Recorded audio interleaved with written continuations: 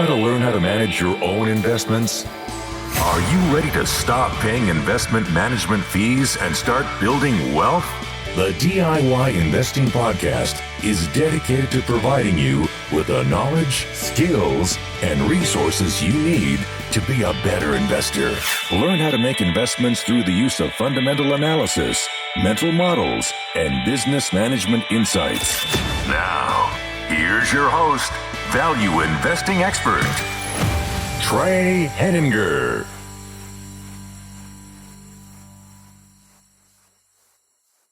Hello and welcome to the DIY Investing Podcast. My name is Trey Henninger and I'm your host. Be sure to subscribe to the podcast to get more great investing content. If you're listening on YouTube, also hit the like button on this video, and if you subscribe, hit the notification piece as well. Any other platform, your 5-star rating and review are a great way to support the show. Thank you for your support.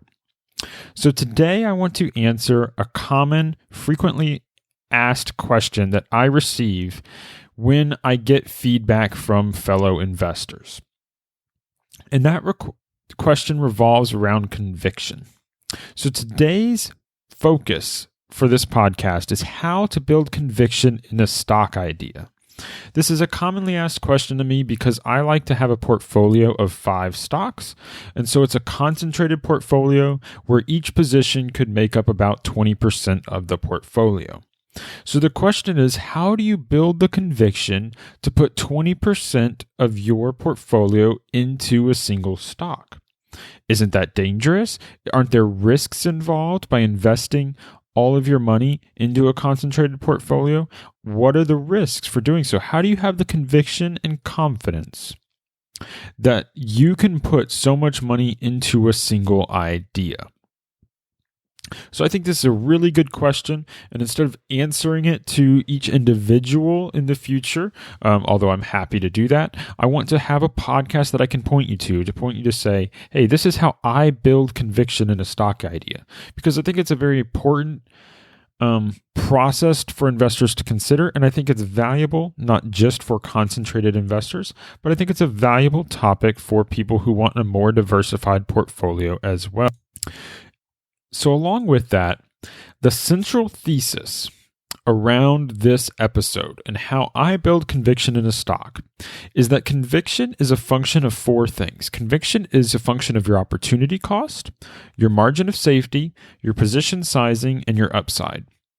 Those are the 4 things that matter in terms of your conviction: opportunity cost, margin of safety, position sizing, and upside. So we're going to dive into each of these ideas one by one, and I think you'll get a greater understanding of how I build conviction as I do this. First and foremost, opportunity cost. Opportunity cost is everything in terms of investing. Now, you might hear me say that multiple times today, so forgive me for that. But opportunity cost is very, very important. If your portfolio is brand new, if your portfolio is full of cash, let's say you got an inheritance or you just got a bonus or something along those lines, and you have a lot of cash that you need to invest, it's going to be very easy to make mistakes with your portfolio because you're going to be wanting to find a way to get that cash invested. You're going to reach out and say, hey, cash is returning less than 1% in my portfolio. Maybe I accept a stock that's only returning 4% or 6% or 8%. Yeah, my goal is 10%, but right now I'm only getting 1%. It's all cash. What do I do? How do I get rid of this? And it can be hard to build conviction in finding really good ideas if you have cash burning a hole in your pocket. So this is where opportunity cost comes into it. The more opportunity cost you have, the greater conviction that you need to overcome that opportunity cost. Basically, if you have a portfolio that's full of a lot of great stocks, you've bought these stocks in the past, you really like them, you know them very, very well, well, now you're going to need a lot of conviction to overcome before you make an investment in a new company. Because let's say you already have a portfolio of 5 stocks, 20% each, and you're doing research and you're trying to find that 6th company. Well, that 6th company is going to have to replace your 5th worst company in your portfolio, which means it need to be better than the companies already in your portfolio. And those companies are good companies. They're high quality companies. They're companies with growth prospects. They're good valuations. There's a reason you chose them originally. So now you're going to need more conviction because your opportunity cost is now higher. You're not switching out cash for a position.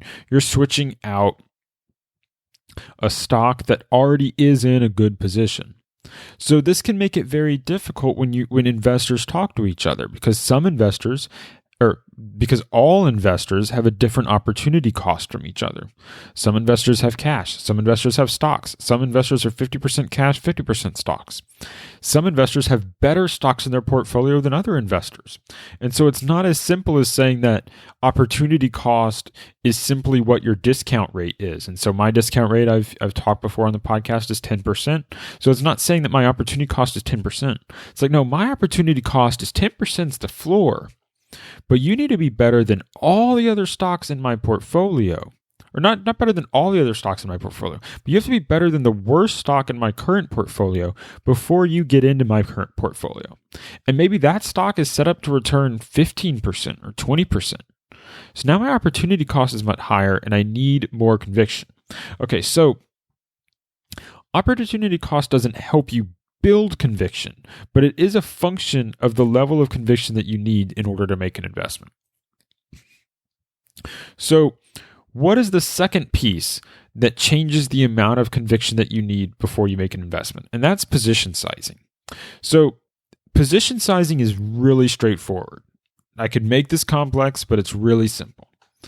The smaller your positions, the less conviction you need. So if you're going to have 1% positions in your portfolio, let's say you're going to have a portfolio of 100 stocks, and each stock is going to be 1% of your portfolio. You need a really low amount of conviction in order to buy a company. Basically, if you're going to be that diversified across 100 companies, it might be as simple as like, hey, this company's cheap. It's okay, but it's cheap. Maybe that deserves a 1% position.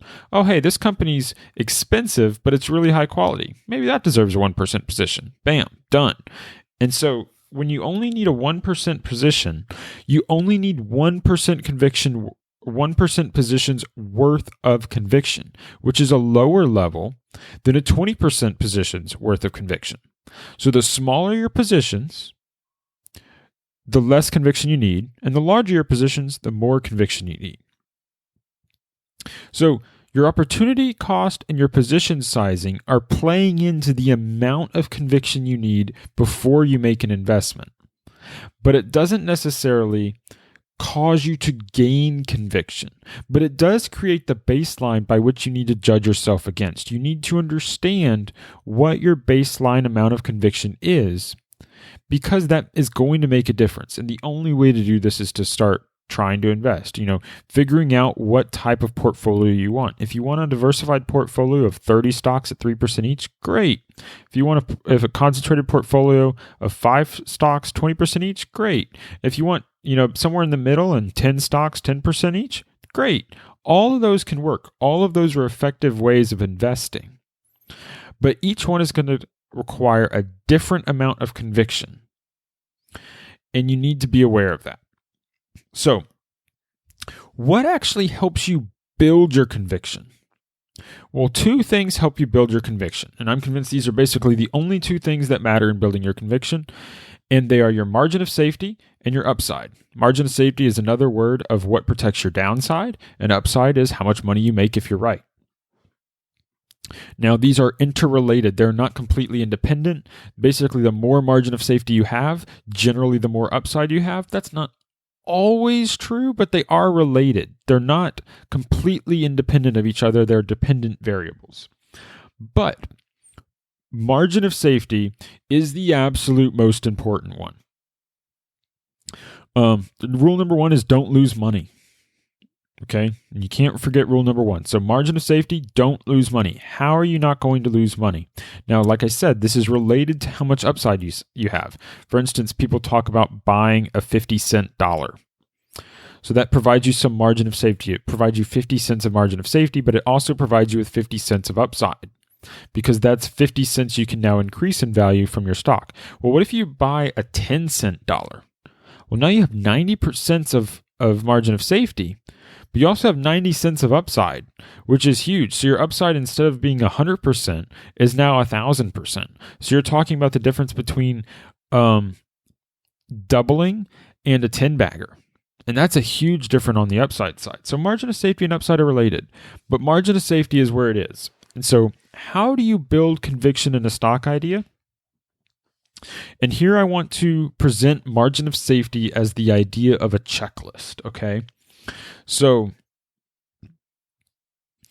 when you're building your conviction by checking off a checklist. So your conviction is like a checklist. The more boxes you can check, the greater your conviction.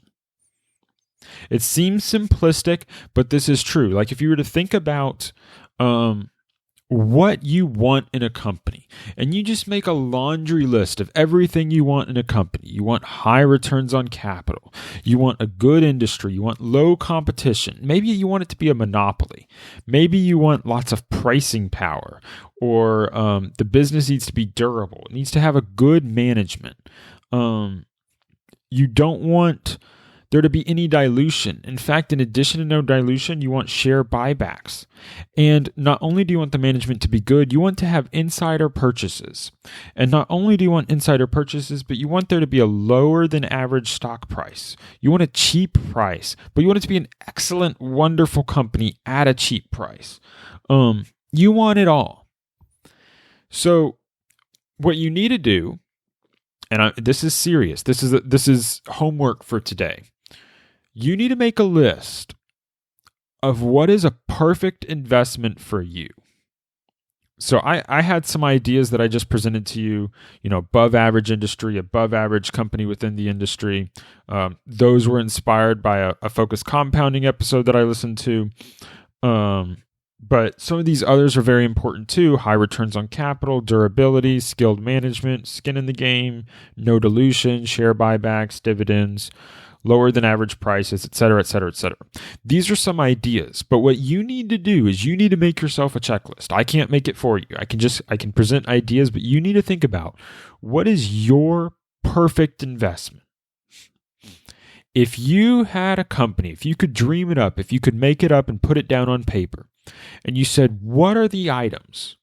What would my checklist look like that if I were able to check every single box, it would be a perfect investment? And make that checklist. It can be as long as you want. It can be 10 items, 20 items, 30 items, whatever you want. Now, they need to be concrete. They need to be measurable. They need to be things you can understand, things you can analysis. So you can't say, you can't put on there that the stock will return 1,000% this year, because it's not predictable in advance. Now, you can talk about the upside later on and say, well, how high could it go? But that's not on this checklist. We're talking about a margin of safety checklist. What are the things you want that is a perfect investment? What are the growth rates? What is, do they have pricing power? And put this here as a checklist item. Write it out. But make sure it's something that you can evaluate a company on, that you can take this checklist and you can hold it up to Apple, or you can hold it up to Amazon, or you can hold it up to Walmart and say, how many items on this checklist does this company meet today? You should be able to check off the stuff on this item simply by running down through a 10K and doing your analysis and figuring out, does my company meet this checklist? And the key point is this is how you build conviction. Because it's going to be incredibly rare for a company to meet every item on your checklist. But let's say your checklist is 10 items long. That's a good length of a checklist, 10 items long. Well, if a company meets all 10 items, hey, it's your perfect investment. So you should have very high conviction in this idea because it meets every item on your checklist, everything you want. That's your highest conviction idea. It meets every item. But now you have a tool to judge companies against each other. Now you know that if a company checks off 9 items of the list, you can compare that favorably to a company that can only check off 6 items of the list. Well, 6 items is still a really good amount. Because you're talking about maybe it has high returns on capital, pricing power, some growth runway. but it's a high price. So it's not everything, but it has some really good items. Well, maybe that 9 checklist item also has a low price. Well, now you're feeling really good about the investment. You're starting to have more conviction. So I think the idea of checklist is really useful because what it can do is it can take your rational mind, translate it into a checklist that you can now use when you're investing as an irrational investor. Most people don't realize that almost everyone is irrational, and you're irrational at different times. But the point of being a good investor is you need to understand how to harness your rationality during times of irrationality, which can be times when stock prices are falling, stuff like the coronavirus crashing the market, days where the stocks crash 10% or more in a day. These are times where irrationality can reign, when you can let your emotions take control of you. So you need a way of evaluating companies and building conviction during times of crisis. So you need to come up with what is your perfect investment so that you know in advance how many items a stock might check off. Because some of these items aren't going to change with stock price. Stock price or a low price should only be one of the items on your checklist. Now, maybe there's multiple types. You could have stuff like low debt or no debt. And so it's not just market price, but it's also enterprise value. So understanding how much cash is on the balance sheet versus how much debt, that should be part of the checklist as well. But market price alone is only one item on your checklist. So for instance, if you had a 10-item checklist and item 10 was price, and an investment checked every item but price, that's really useful to know.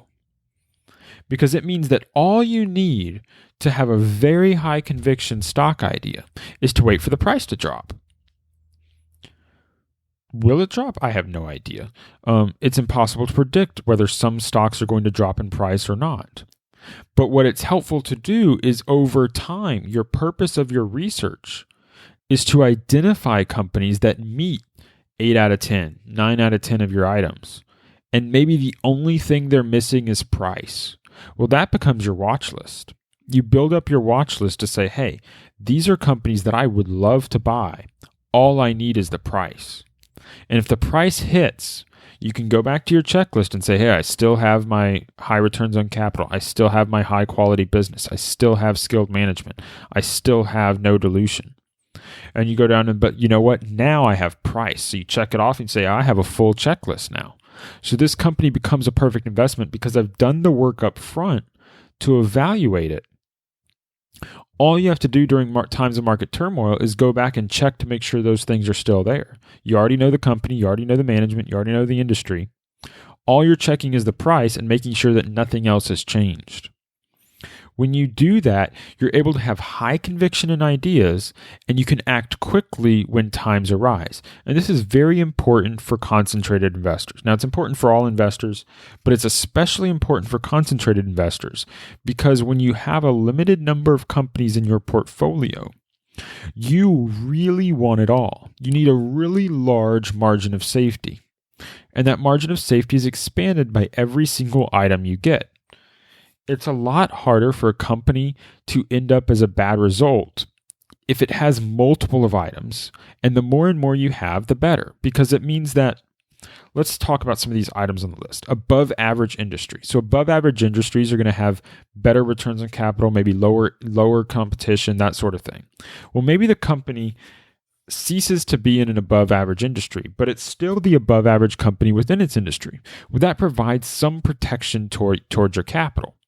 Or maybe it has high returns on capital and it retains those high returns on capital, but maybe you lose the good management. Well, that's not good, but you still have the high returns on capital. So even with a lower quality management, you still have some protection for your capital. So all of these factors are incremental improvements on your margin of safety. A lot of times, I think margin of safety is talked about in terms of only price. And when you only focus on price for margin of safety, you ignore many different other aspects of your investment which can protect you from losing money. And that's a mistake because everything matters. Now, you're not going to know everything with a company. That's impossible. It's impossible to know everything that may affect a company's performance. But there's so many things that matter that you want to understand the different components that matter. You want to understand which components are important for your company, and you need to compare them rationally against other companies. Because as a new investor, it's easy to focus on finding new ideas, finding new companies to add to your portfolio. But at some point, you will have a full portfolio of ideas, and you're going to have a watch list, and you need to be able to compare the fifth best idea in your investment portfolio. Or let's say you have 20 stocks in your portfolio. You need to have them ranked 1 through 20. Well, how do you do that? Well, one of the ways is to understand what your margin of safety is in each company. Have a checklist for those companies. Have an idea of which pieces they meet and which pieces they don't. And maybe the stock price is your tiebreaker, but it's only one component of your evaluation. So you build conviction by expanding the margin of safety, by making sure it's a lot harder to get something wrong, and by hitting off as many of these different ideas as possible. So I'll just hit on them again before I move on to upside. You want an above average industry. You want an above average company within that industry. You want high returns on capital, durable business, skilled management with skin in the game, which means that they do stock purchases at the market price in the open market, just like you. You don't want management diluting you. And ideally, they'll be doing buybacks to buy back their stock. On top of that, you don't just want average prices, you want lower than average prices. You want cheap prices. You want low competition, pricing power. All sorts of these things contribute to your margin of safety and help you to build conviction in a stock idea. So let's go on to upside now. I've hit margin of safety to death here, but I think I've given you the tools now to understand that your conviction is like a checklist. The more boxes you check, the greater your conviction. So upside. In my early days as an investor, and some would argue I'm still in my early days as an investor, but after a decade, it's quite a bit of time. I focused primarily on margin of safety, and I did not focus enough on upside. So upside is, how high can this stock go? How high can this business performance go? And so the secondary question that I like to ask, is it possible for this company to be a 10-bagger or a 100-bagger? How much can this company grow? How much money can I make from this company if everything works out well? What is the positive, optimistic outcome for this company? I've spent a lot of time in my previous experience always focusing, what are the downsides? What's the most conservative scenario? How do I make sure I don't lose money? But I think it's also important, not as important, but also important to look at the upside. Because where I've tended to make a mistake is that I'm buying companies that don't have enough upside. I want to buy companies that not just prevent me from losing money, but also have the opportunity to make me lots and lots and lots of money. You want the opportunity for that company to go up not just 2x, but 5x, 10x, 50x, 100x. As a value investor or a deep value investor, I feel like the area where people can sometimes improve is understanding the upside of a company. Trying to understand what the company looks like 3 years, 5 years, 10 years from now. How big could this company grow? It's not just, is the company undervalued today, but also, will the company have the opportunity to outperform your conservative assumptions? Not just will they meet your conservative assumptions, but how much could they potentially outperform? Because there's a big difference from saying a company has a 6% growth rate, conservatively. Hey, I think they're going to grow 6% a year. And I think I'm really confident they're going to hit 6% a year. And your confidence going to hit 6% a year, and maybe the upside is that maybe it hits 8% a year instead. But compare that to another company that has 6% a year, you're confident they're going to grow 6% a year, but maybe the upside is they grow 15% a year. Well, that is a huge difference in what your potential stock performance is. Both companies might have the same margin of safety, but one is a much better investment because its upside is significantly higher. 6 to 8% growth is going to perform well for you. You can use that amount of growth to get a really high return. But if you're able to sustain 15% growth rates for a decade or more, now you're talking about 10-bagger type returns. And if you're talking multiple decades, you're talking 100-bagger type returns. These are the type of returns that just change your life with a single investment.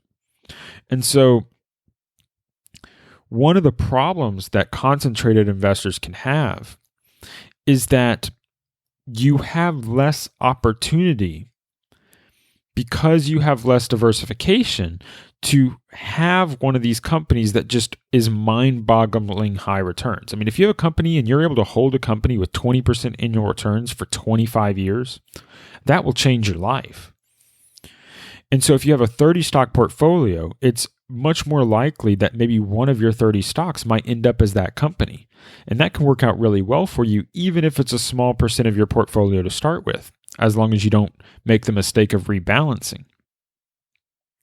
But a 5-stock portfolio or a 10-stock portfolio just has less opportunities for that stock to be included because there's less stocks in your portfolio. So as a concentrate investor, you really have to think about upside because that needs to be part of your analysis to make sure you're getting that opportunity for life-changing returns. And here, life-changing returns, I'm talking something that's sustained returns above 15% a year. I mean, those returns can get mind-boggling high, especially when you start talking 20%, 25%, 30%. And these returns are out there. They're very rare, but I think it can be a mistake to only focus on margin of safety.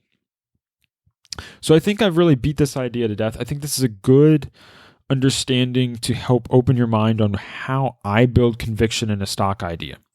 And for me, you really have these two different levers. The amount of conviction you need is driven by your opportunity cost and your position sizing.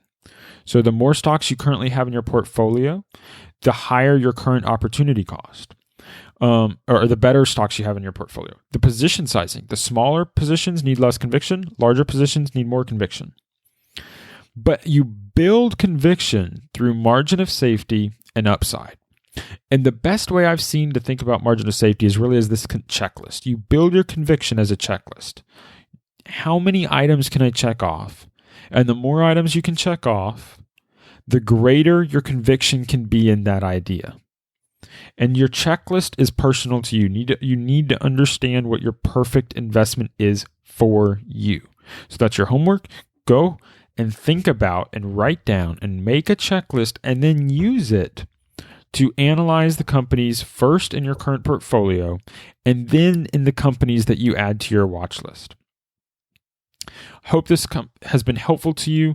The full show notes for this episode, including my outline for today's podcast, are available at DIYinvesting.org/episode 95. Please remember this is a listener-supported podcast. If you want to support the show, think, is this show worth $1 an episode? I produce between 4 to 5 episodes a month by producing once a week. And the lowest level I have on my Patreon account at DIYinvesting.org/PATRON is to support me at $5 a month. $5 a month is basically $1 per show. So is this education worth $1 per show? I hope it is. I'm hoping that I'm providing substantially more than $1 per show in value. If you can understand investing well, you can change your life by really improving your finances over time. So I hope that I'm providing substantially more value to you than $1 per show. But if I am, please consider sharing $1 per show with me on my Patreon account. You can get that at DIYinvesting.org/Patreon. That support helps me continue making the show. It helps me understand that I'm helping people and that there's an audience out there who is gaining value from the content. Without that feedback, sometimes it's really hard to know what's producing value, where I can go, and if you're a patron, you can give me directions, what kind of shows you want, what are you interested in, and that feedback can help drive the show to continue to add more and more value for you. So if I'm providing at least $1 per show in content, but really, what I want to do is 10x that. If I'm providing $10 per show in value in educational content, I think I'm producing 50 plus shows this year. 50 times $10 per show is only $500. If I've produced $500 in educational content of value to you in the year, I think that's pretty good compared to, you talk about a year in college is going to cost $10,000, $20,000, $30,000. And I'm not asking for that $10. If I can get 10% of that at $1 per show, I think that would be really helpful to me to continue producing this content. There's expenses with this, especially as the show continues to grow. I would appreciate the support. So thank you for listening, and until next time, stop paying fees, start building wealth.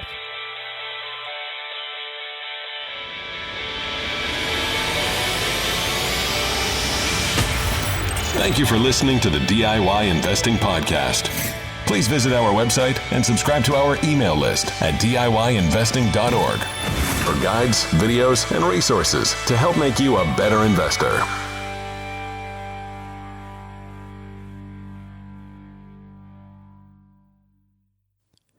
The DIY Investing Podcast is presented for general informational and entertainment purposes only. I have not considered your specific situation or risk profile, and I have not provided investment advice. The information presented on the DIY Investing Podcast should not be construed as investment advice. The views and opinions expressed on the DIY Investing Podcast are those of the participants and do not necessarily reflect those of the show's host or sponsors. DIY Investing, its producers, sponsors, and host, Trey Henniger, shall not be liable for losses resulting from investment decisions based upon information or viewpoints presented on the DIY Investing Podcast.